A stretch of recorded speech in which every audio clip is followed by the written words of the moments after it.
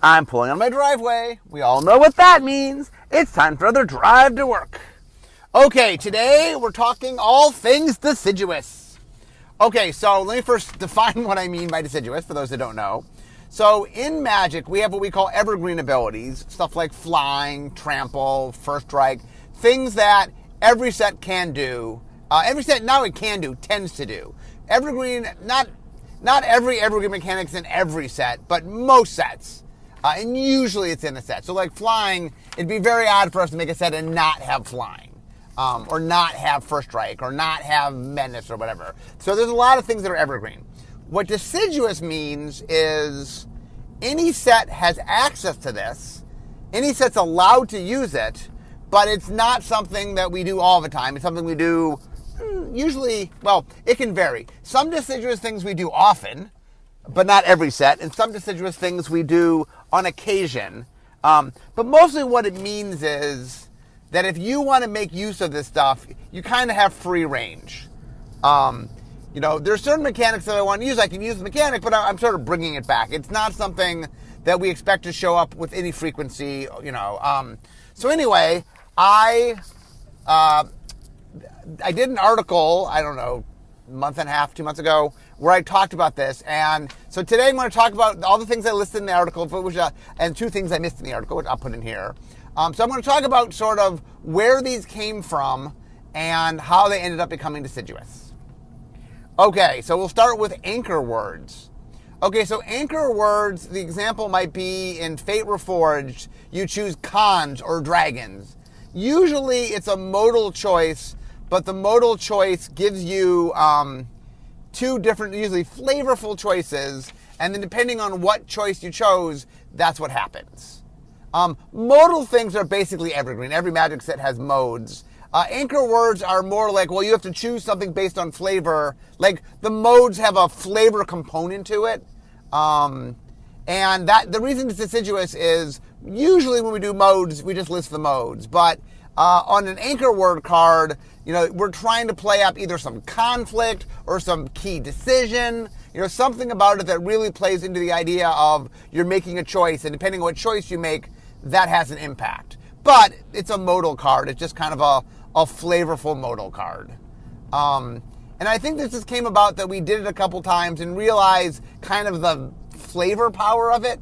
One of the things that's happened over time is we've really come to understand how potent flavor is in really mechanically making something more coherent, more intuitive, and just feeling like giving the card an overall feel to it. So we're much more willing to do that kind of thing. So anchor words have become deciduous. Next, blood tokens. So blood tokens are a little weird. Blood tokens first showed up in Crimson Vow. Basically, it's an artifact token where you can spend 1 and sacrifice the token to rummage, discard a card and draw a card. We haven't reused it yet. It only showed up in Crimson Vow. The reason I stuck it here is we've made a lot of artifact tokens, I'll call repeatable artifact tokens, where the set makes not one of them, but multiples of them, and they have a basic effect. So I considered all the main artifact tokens to be deciduous. So I put blood tokens here.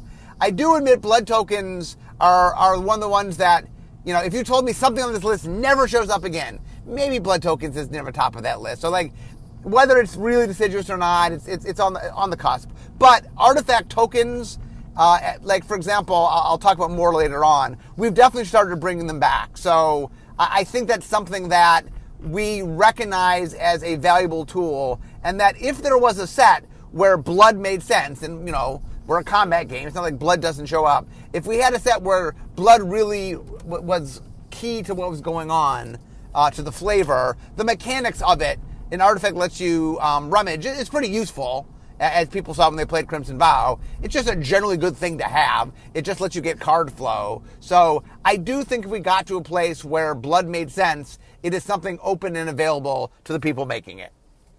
Next, cantrips. So cantrips first showed up in Ice Age. Ironically, when they first showed up, you didn't actually draw the card right away. Oh, so what a cantrip means is it's a draw card rider on a spell. Do something and hey, draw a card. The idea is that it replaces itself. Now, in original Ice Age, where it premiered, you actually drew the card at the beginning of the next turn. They had made a 0-drop card, and they were worried that if that card lets you draw right away, it'd cause problems, and they liked that card, so they made all of them a turn later. We later realized that that just wasn't necessary. Cantrips became deciduous almost immediately after Ice Age, just because we realized that the key to a cantrip is the idea that the card costs you mana, but doesn't cost you a card. And that lets us make smaller effects that are hard to get on cards. For example, we can make 1-drops that are too tiny an effect that you could put on a normal 1-drop spell. It just lets us, it's another costing tool that sometimes, if you add a cantrip to it, you can adjust it to get to the right cost. Plus, there are sets and times where cantrips just thematically play into what's going on. Cantrips are deciduous in that it's not a requirement. Every set doesn't need to have them. Every set doesn't have them. There's card drawing every set, but a cantrip is more defined as it's not the main thing going on the card. Card drawing is card drawing. It is, I'm doing an effect, and as a bonus, draw a card, meaning I'm not charging you the cost of the card. So we do that, and we do it often. This is one of the deciduous ones that we use quite a bit. But anyway, I listed it here. Next is clue tokens / investigate. So clue tokens were first showed up in Shadows over Innistrad, and they are they're the first kind of artifact token of this ilk where, hey, you make a bunch of artifact tokens, it has a general utility that gets you something, in this case a card. Clue is 2 tap sack, draw a card. I think it's tap. It's 2 and sack, draw a card. I'm not sure whether it's tap or not. I think it is. Anyway, the idea is the reason clues came about was we wanted to have the word investigate. There was a mystery flavor to Shadows over Innistrad, and we wanted you to investigate. So we were looking for a cool way to investigate. We had toyed around the idea of drawing cards, but that seemed to be too much card drawing. So the backup was clues, where the idea is I'm drawing a card, but I'm drawing sort of the potential to draw a card rather than a full card. I still got to pay 2 mana to get the card. So I'm drawing on the opportunity to pay mana to get a card. But anyway, we made clues. They went really well. The players really liked them. They were very useful. So it is something that really opened our eyes up to artifact tokens. Does clue tokens have to come with investigate? When we in Midnight Hunt, we did do some more clues, but we did it with investigate. I do think it is possible to have clue tokens that don't come with investigate, but investigate's a good word, so there's some draw to using investigate just because it's powerful. You'll note the other artifact tokens don't have a sort of a keyword action that generates them, like you don't cook food or anything. But I don't know. I think we are free to use clue tokens without investigate, but investigate's an awesome word, so I imagine some of the time when we have clue tokens we will use investigate, but we're not required to do that. Next up, colored artifacts. So the first colored artifact showed up in Future Sight as a future shifted card. It was a white creature.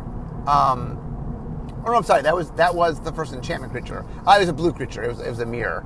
And ironically, in Future Sight, we were hinting that we were going to go back to Mirrodin and that the Phyrexians were going to take over, but it turns out that we ended up using colored artifacts in Alara before we got back.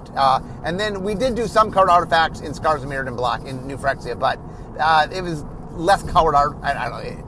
We used Phyrexian mana, which you didn't have to pay color for and stuff. Anyway, sorry, deviating. So colored artifacts are something that we introduced as what we thought was this flavorful tool. It has turned out, after doing enough artifact blocks that sort of blew up in our faces, Mirrodin caused us problems, Kaladesh caused us problems, whatever. We've had a number of sets with an artifact theme that have caused us problems. It turns out that having all artifacts be generic mana is problematic. And so what we basically said is, hey, if we need to make artifacts colorless, we can. Not colorless, colored, we can. And so it just became something that we can do. Now, this is another one that is really close to being evergreen. We do colored artifacts a lot. I'm not sure if we're quite at every set having colored artifacts, but we're very, very close. So this is one of the ones that's right on the bubble. Like maybe if I wrote an evergreen article, I might include it in there. This is really, really close to being evergreen. But yeah, it is something that we felt we needed. It was a knob we needed. And I understand I know one of the complaints about colored artifacts is that artifacts and enchantments just keep growing closer and closer to each other. And the reality is what we've really come to a conclusion of is, look, they're flavorfully different. They represent different things. Cards care about them differently. What cards work with them, what cards can destroy them, what cards can get them back from the graveyard tend to differ between artifacts and enchantments. So it matters, and they're different, and we like them in the game. But yeah, they are growing closer together, and we've stopped trying to avoid that because we want artifacts to be part of the game flavorfully. We kind of need them to be colored from time to time. We really can't push them unless they're colored, and we do want to push artifacts from time to time. So anyway, colored artifacts, now Deciduous. Okay, curses. So curses first showed up in original Innistrad. A curse is an enchant player, an aura that's enchant player, and then it does something negative to the player enchanted. One could argue, by the way, that the very first curse kinda was an unglued. There's a card called Volrath's Motion Sensor.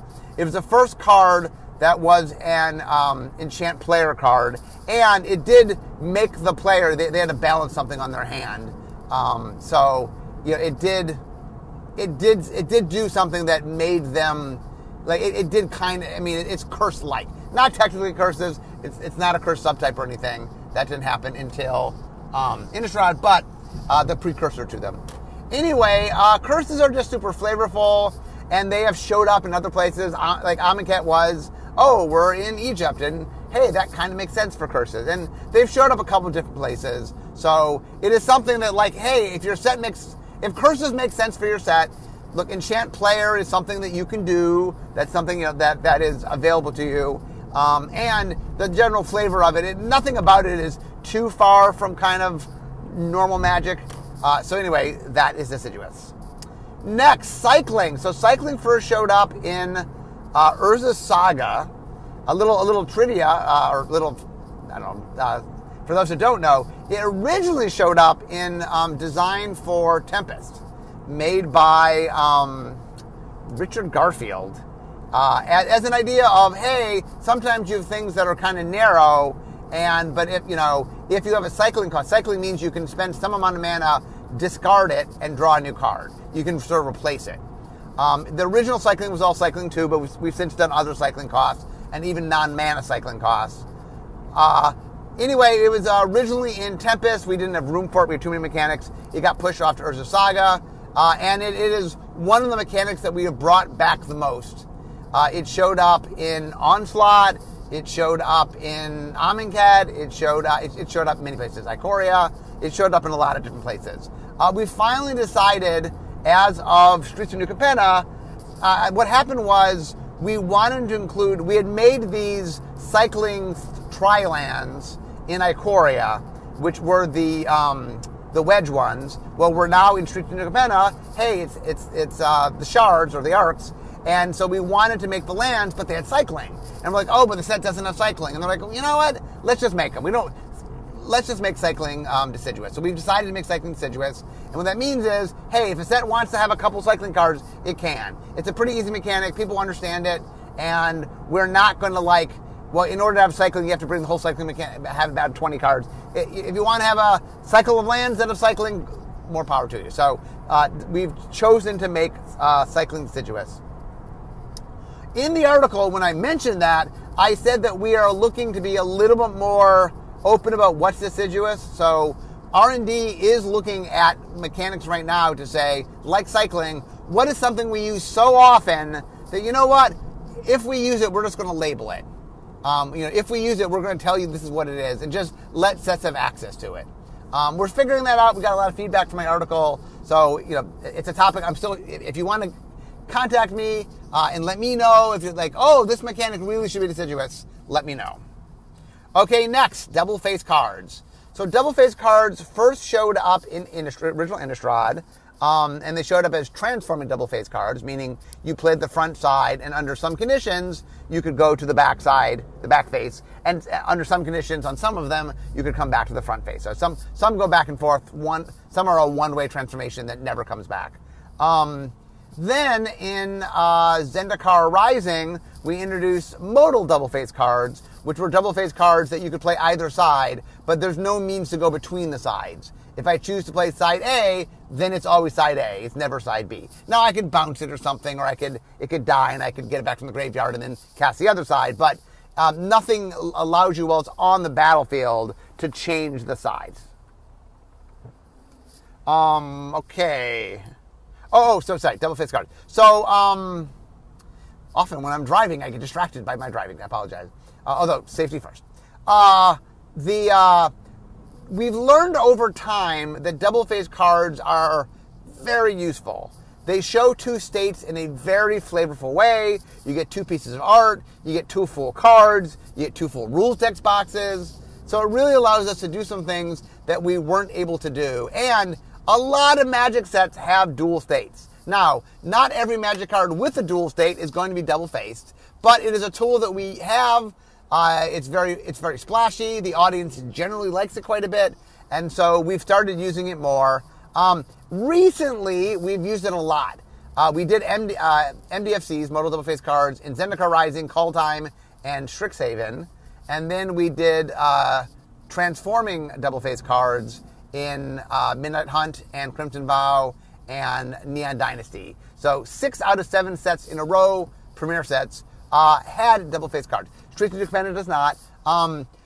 We're not going to be using it at that frequency, although I do think like every set now can say, hey, do I want these double-faced cards? And it comes with a cost. It's not something we're going to do all the time, but it is something that, hey, if it makes sense and we think it really adds value to the set, it's something we have access to. Next, food tokens. So food tokens first showed up in Throne of Eldraine. They are artifacts that you 2-tap sack to gain 3 life. They were, like I said, the first ones we made were the clue tokens. The second were the treasure tokens, which I'll get to. And the third were the food tokens, then fourth were blood tokens. Not treasure tokens. Food tokens are very flavorful. Food, there's a lot of tropes with food. The reason it happened in Throne of Eldraine was just realizing how much food plays a role in fairy tales. Oh, Hansel and Gretel drop breadcrumbs, and then they find a house, a gingerbread house. Little Red Riding Hood is bringing food to her grandmother. There's just a lot of food that pops up. So, magic beans for Jack and Bean. Sorry. Anyway, food shows up a lot, and so we put it in Throne of Eldraine. It's the kind of thing that we have found super flavorful. They showed up again in Modern Horizons 2. It is definitely the kind of thing that we've seen the value of them. There definitely is flavor there. It's nice and simple. Life gain is a pretty clean ability. The thing about artifact tokens, by the way, is you want to do things that most decks want. Oh, do you want to draw a card? Yeah, most decks want to draw a card. You want mana? Yeah, most decks want mana. You want life? Yeah, most decks want life. You want to rummage? Sure, most cards want to. We tend to do things in the artifacts that most decks can make use of. That they're not super narrow, they're pretty general. And food, it's pretty much of a flavor hit. The idea that food gets you life, it all ties together. And so food is definitely something that became Deciduous almost immediately. Hybrid mana. So hybrid mana first showed up in original Ravnica. So hybrid mana are mana symbols that are 2 different colors, so like red or green. And the idea of a hybrid mana symbol is you have to spend red or you have to spend green. You don't need to spend both, just one or the other.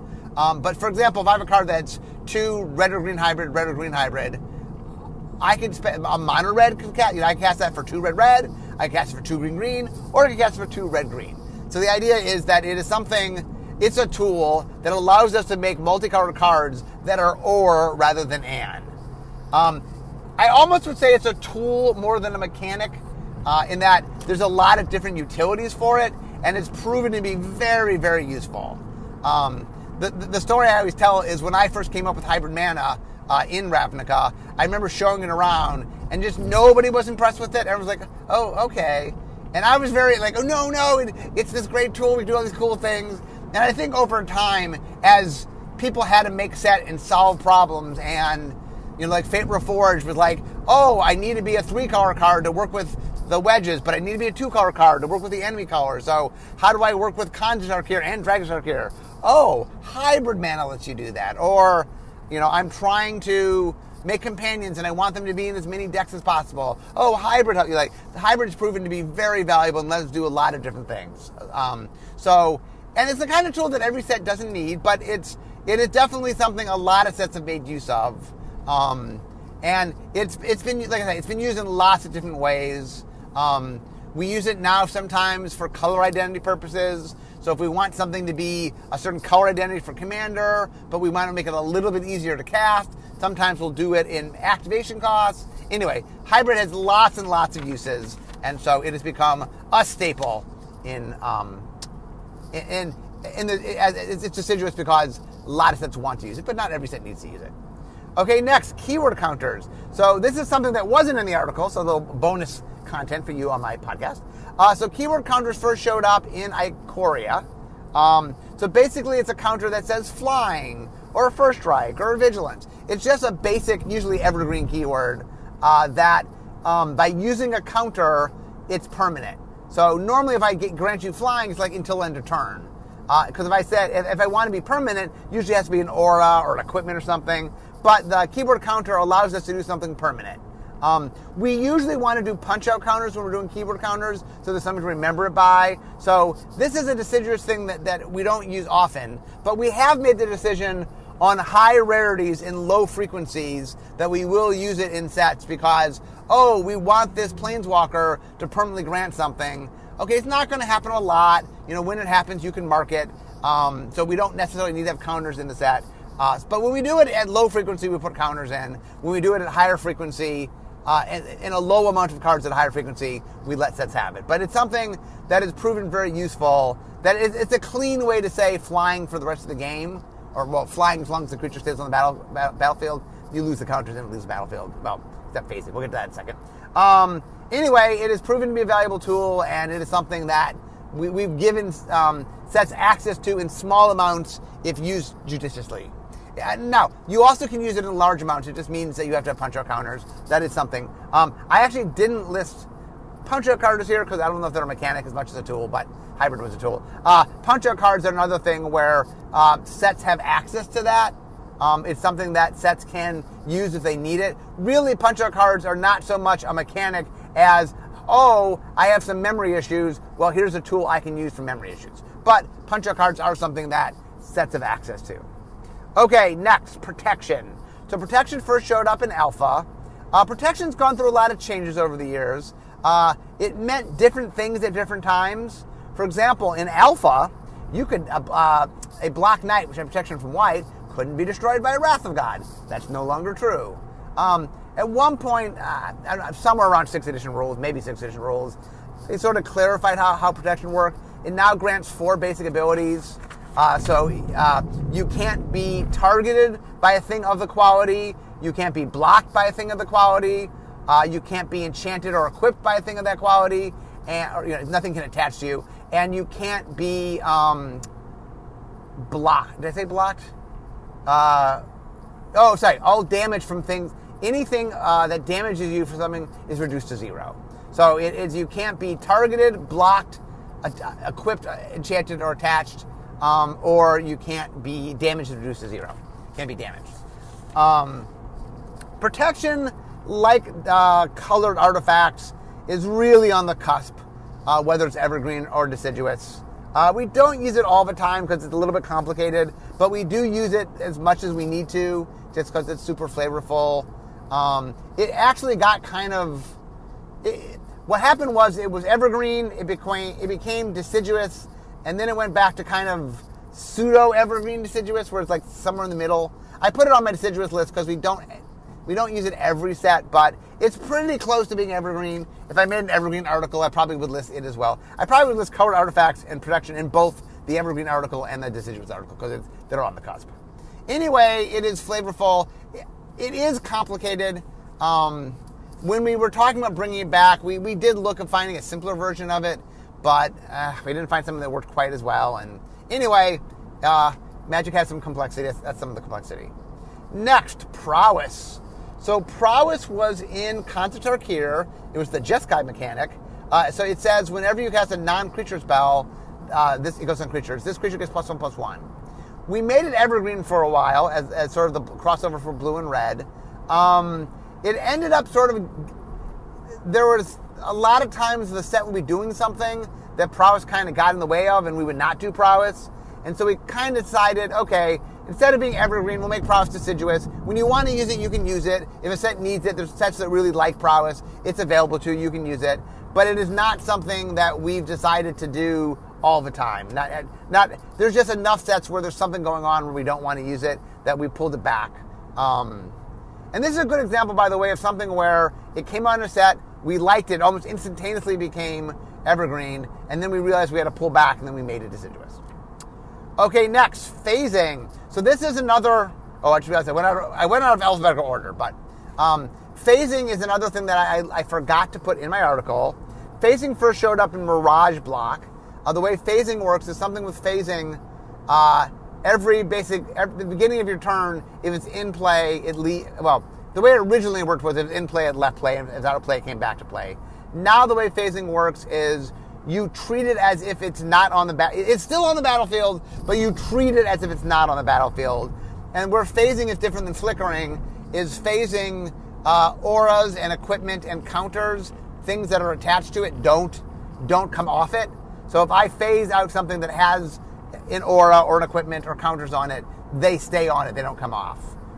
It no longer technically leaves. For a while it used to exile it. But to make it cleaner, it now just treats it as if it's not there. So anything that looks to care about it doesn't care about it. And because it answered some problems, we sort of pulled it back. Like for a long time, we did phasing and didn't touch upon phasing. And then we sort of realized that phasing helps solve some problems. Because sometimes we don't want flickering because we don't want it, there's a core mechanic that's using auras or equipment or something that we don't want to make it too easy for you to flicker. So phasing is a tool that we use. And it's become deciduous in that there's just different effects we kind of want phasing on. So we don't use phasing a lot, but we do it from time to time, and it's now sitting in deciduous space. Next, sagas. So sagas first showed up in Dominaria. It's an enchantment, and it has chapters, and each turn, on the turn you play it, you get the first chapter, and then at the beginning before draw, you advance to the next chapter. If there's no more chapters, it goes away. It basically is an enchantment that does something different over multiple turns. It's interesting in that it came from, we were trying to make Planeswalkers way back when. We made something that, early on we had a version where the Planeswalker would do effect A, then effect B, then effect C, in order. And it made them feel like they didn't have agency, they felt kind of dumb. And so we ended up not doing that with Planeswalkers, but when we were trying to figure out how to make stories into a thing, we realized that the prescriptiveness that worked against the feel of Planeswalker actually made sense with the story. Yeah, it's prescriptive, it's a story. This is what happened. This is the order it happened in. And sagas first got included in Dominaria. They were super popular and have just become we've gone back numerous times. Kaldheim had them. Anyway, we've used them in a bunch of different places, and they're just something that we can do. They're pretty straightforward.